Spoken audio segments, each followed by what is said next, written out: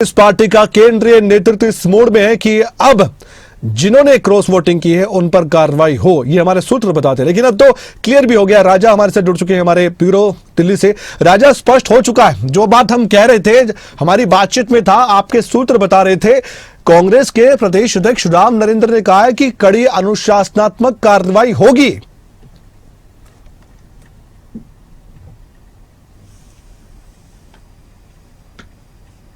बिल्कुल बिल्कुल, देखिए जाए तौर पर क्योंकि 5 क्रॉस वोटिंग कल देखने को मिली है कांग्रेस के विधायकों की तरफ से। उसको लेकर दिल्ली में भी कांग्रेस हाईकमान काफी ज्यादा नाराज है और दिल्ली सभी विधायकों को 2 से 3 दिन में, यानी कि सेशन खत्म होने के बाद तलब किया जा सकता है, ये हमारे सूत्र बता रहे हैं। पर जिस तरीके से हमारे पॉलिटिकल एडिटर अनिल मोर प्रदेश अध्यक्ष से बातचीत कर रहे थे, उन्होंने साफ स्थिति को स्पष्ट कर दिया है कि जिन जिन विधायकों ने ऐसा किया है उनके खिलाफ कड़ी अनुशासनहीनता की कार्रवाई की जाएगी। तो जाहिर तौर पर क्योंकि जो जीत का मार्जिन बड़ा होना चाहिए था वो छोटा हो गया, पर ऐसे में कांग्रेस को उम्मीद नहीं थी कि 5 विधायक उनके जो है क्रॉस वोटिंग करेंगे।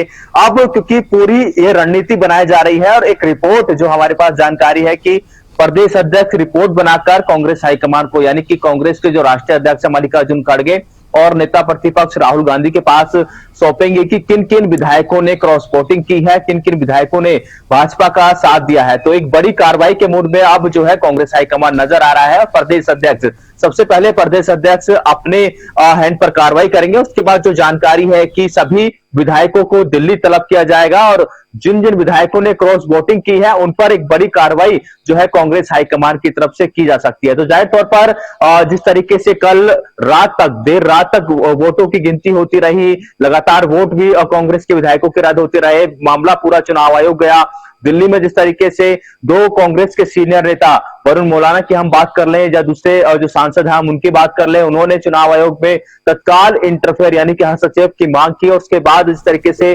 वोटों की गिनती की प्रक्रिया है पूरी तरीके से रुकी। उसके बाद राष्ट्रीय अध्यक्ष का जो लेटर आता है उसमें साफ तौर पर जिक्र किया जाता है कि वोटों की यहां पर भी चोरी हो सकती है। तो एक बड़ा आरोप कांग्रेस की तरफ से, और कांग्रेस राज्यसभा की एक सीट को लेकर जिस तरीके से एक्टिव रही, कांग्रेस का टीम वर्क कल देखने को मिला। चाहे दीपेंद्र हुड्डा की बात करें, सभी सांसद जो कि पार्लियामेंट सेशन छोड़कर चंडीगढ़ पहुंचे और लगातार सभी विधायकों के टच में थे, विधायकों के साथ सभी सांसदों की जिम्मेदारी लगाई गई थी। और ऐसे में सबसे बड़ी बात की भूपेंद्र सिंह हुड्डा, क्योंकि उनकी साख की ये लड़ाई थी और भूपेंद्र सिंह हुड्डा ने ये लड़ाई मार्जिन से कम तो जरूर जीत ली है, पर उनको अभी भी ये जवाब देना होगा कि इन 5 विधायकों ने क्रॉस वोटिंग कैसे की, किस तरीके से की। और तस्वीरें साफ है, कल जिस तरीके से मोहम्मद रियाज ने वोटिंग करने के बाद मुख्यमंत्री नायब सिंह सैनी से मुलाकात करी। अब ऐसे में सभी जो 5 विधायक हैं उनके खिलाफ आज भी चंडीगढ़ की बात करें, दिल्ली की बात करें, एक बड़ा मंथन हो सकता है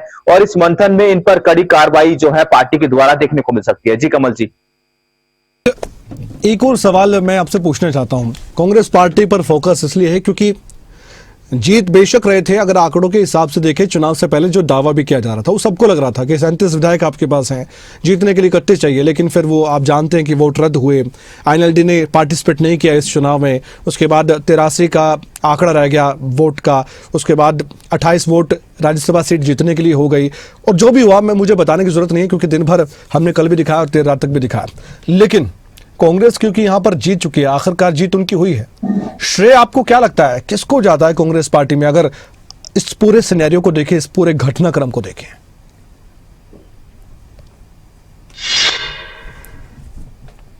और बिल्कुल देखिए, कल देर रात जिस तरीके से नतीजे आए और भूपेंद्र सिंह हुड्डा का हमने सभी हरियाणा की जनता ने बयान सुना, दीपेंद्र हुड्डा ने भी कहा कि ये हरियाणा की जीत है और मैं उन विधायकों का धन्यवाद करता हूं जिन्होंने प्रेशर में जाकर वोट किया, यानी कि पार्टी के साथ खड़े रहे और प्रेशर उनके पास काफी ज्यादा था। उनके पास भी लगातार भाजपा के जो सीनियर नेता हैं वो कांटेक्ट में थे, उसके बावजूद उन्होंने पार्टी के साथ मिलकर ये वोट किया। और दूसरी बात, दीपेंद्र हुड्डा ने अपनी प्रेस कॉन्फ्रेंस में ये भी कही, जिन्होंने पार्टी के साथ गद्दारी की है उनको उनकी कौम ही माफ नहीं करेगी, जिन्होंने पार्टी का नुकसान किया है। तो ये कल देर रात जब दीपेंद्र हुड्डा की टीसी थी, आप उसमें सुन सकते हैं कि कितना बड़ा बड़ा आरोप उन विधायकों के ऊपर दीपेंद्र हुड्डा ने लगाया। पर जीत के श्रेय की हम यहाँ पर बात कर रहे हैं, जाहिर तौर पर सभी का तालमेल यहाँ पर, क्योंकि दिल्ली से लेकर चंडीगढ़ तक रात के 1 बजे तक ये हलचल देखने को मिली है। राजा, इसी बीच एक सवाल हमारे दर्शकों के मन में होगा, आप बेहतर तरीके से बता सकते हैं। राजनीति बहुत दिलचस्प चीज भी है, बहुत मुश्किल चीज भी है, और कई बार नहीं समझ में आती है। आप क्योंकि नेताओं के संपर्क में रहकर उनसे बातचीत करते रहते हैं, उनके हाव भाव, बॉडी लैंग्वेज आपको मालूम होते हैं, आप ये भी जानते हैं कि उन्होंने जो बात कही है इसका इशारा किस तरफ है।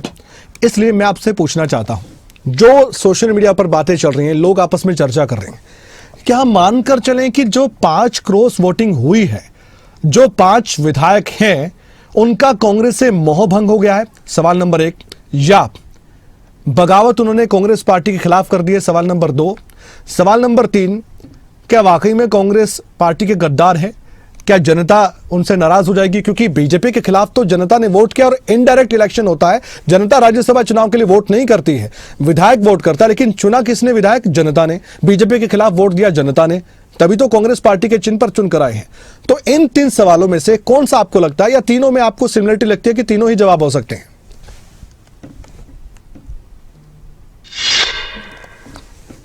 और बिल्कुल देखिए, जाए तौर पर क्योंकि क्रॉस वोटिंग हुई है, और जिस तरीके से मोहम्मद इजराइल ने वोटिंग के तुरंत बाद मुख्यमंत्री नायब सिंह सैनी से मुलाकात करी, तो जाहिर तौर पर संकेत यही है कि पार्टी से नाराजगी, पार्टी को नुकसान यहां पर पहुंचता हुआ नजर आ रहा है। पर जिस तरीके से 5 विधायकों ने क्रॉस वोटिंग की है, आगे आने वाले समय में जरूर हमें और आपको, हरियाणा की जनता को देखने को मिलेगा कि कुछ जो विधायक हैं वो पार्टी को छोड़ सकते हैं। हालांकि ये कहना जल्दबाजी होगी, पर जिस तरीके से क्रॉस वोटिंग और नाराजगी साफ तौर पर यहां पर देखने को मिल रही है। कांग्रेस की गुटबाजी, कमलजीत, पहले से ही कभी छुपी नहीं है। पिछले राज्यसभा चुनाव में भी आपने देखा किस तरीके से सही कांड हुआ, और इस राज्यसभा चुनाव में हम ये कहेंगे कि किस्मत, जो कांग्रेस के प्रत्याशी हैं उनकी किस्मत सबसे बड़ी है।